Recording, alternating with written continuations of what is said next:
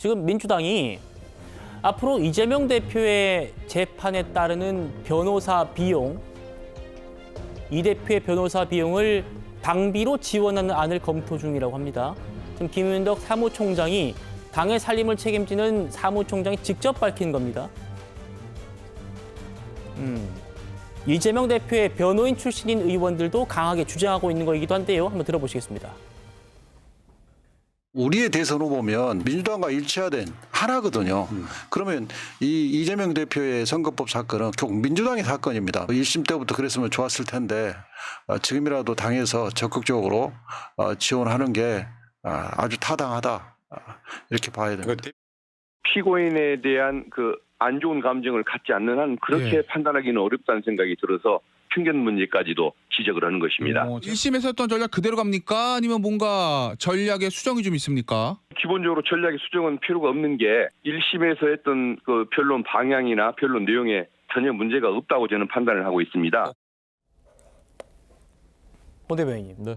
그러니까 이재명 대표를 지원하겠다 변호사비를 당에서 당비로. 네. 이 이유가 선거보전금 344억을 반환해야 하는 문제이기 때문에 네. 이건 이재명이 개인 문제가 아니라 당의 문제다. 이게 지금 얘긴데 이렇게 되면 공당이 한 개인의 변호 업무를 맡게 되는 거예요? 그러니까 공당이라는 말 자체가 이제 공적인 그 영역에 있는 것이기 때문에 국가가 세금으로 보조를 하는 것이지 않습니까? 그러니까 본인들 그 사비가 아니거든요. 근데 그것을 중대한 범죄를 혐의를 받고 있는 개인을 위해서 변호사비를 쓰겠다는 것 자체가 말이 안 되는 그런 것이고 저는 이런 관점에서 봤는데요. 대장동 변호인들이 다 지난 총선에서 공천을 받아서 대부분 쉬운 지역에서 받아서 그냥 배지를 달아주다시피 했습니다. 그런데 앞으로 그럼 이제 변호사비를 어떻게 하지? 이재명 대표는 이제 다음 공천을 못 줄 것 같은데 우리 대선에도 못 나올 가능성이 매우 높아진 것 같은데 제일 먼저 아마 변호사비가 걱정됐을 것 같습니다. 이재명 대표 본인과 또 주위의 아주 그 충성스러운 그룹에서는. 그러니까 바로 저런 얘기가 나온 게 아닌가? 안 그러면 변호사비의 얘기부터 나온다는 게 말이 됩니까? 434억 원 저 토해내면 당이 문 닫을 것처럼 얘기하는데 절대 그런 일은 없을 것입니다. 왜냐하면 이게 강제 규정이 없습니다. 반환해야 된다는 것이 처벌 규정이 없어요. 반환하지 않아도. 그러면 민주당이 당사를 팔아서든 아니면 어떻게 해서든 그건 법에 규정된 거니까 반환을 해야 되겠다. 그런 정도의 도덕적인 윤리적인 수준을 지금까지 보여주지 못했습니다. 저는 그래서 우리가 문 닫더라도 그건 반환하겠다. 그럴 가능성은 저는 없다라고 생각하고요.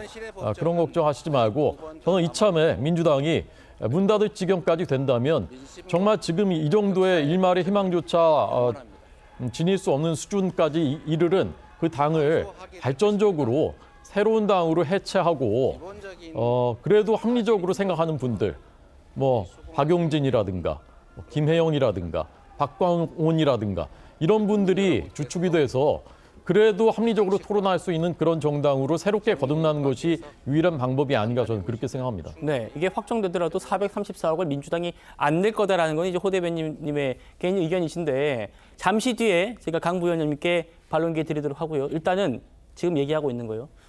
민주당에서 당비로 이재명 대표의 변호사비를 지원하겠다는 거. 이거 국민의힘에서는 지금 법 위반의 소지가 있다라는 얘기를 합니다. 들어보시겠습니다.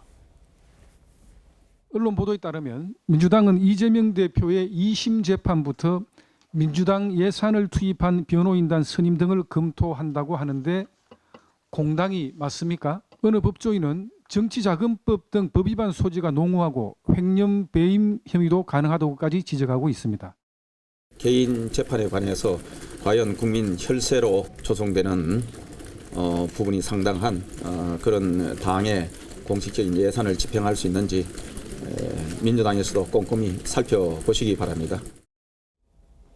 자, 구자란 변호사님, 이 법적인 문제 없나요? 있습니다. 있어요? 예. 그래서 그 형식이 똑같거든요. 회사에서 대표이사가 개인 사건에 법인 돈을 썼을 경우 많이 문제되는데 이거랑 구조가 똑같거든요. 이거에 대해서 대법원 판례는 원칙적으로 횡령이다라고 하고 있습니다. 그리고 예외적으로 가능한 경우는 법인이 잘못됐는데 그거에 형식적으로 대표이사가 재판을 받는 경우 등 이렇게 납득이 되는 경우인데 이거는 민주당이 거짓말한 게 아니라 이재명 대표 개인이 거짓말한 거잖아요. 그래서 이거는 정치자금법 위반, 횡령 배임 이슈가 분명히 있을 수밖에 없고 예외에 해당하지 않을 가능성이 훨씬 높기 때문에 이거는 사법적인 리스크가 터진다. 이게 만약에 안전했다면 1심부터 그 돈을 당비로 지급을 했겠죠. 그러니까 지금 이제 와서는 이 당비를 쓰겠다라고 하는데 그것도 참 이상해요. 왜냐하면 박균택 의원 같은 경우엔 전략 수정이 없다 그러는데 도대체 무슨 논리를 개발하기 위해서 추가 비용을 거기서 지급합니까?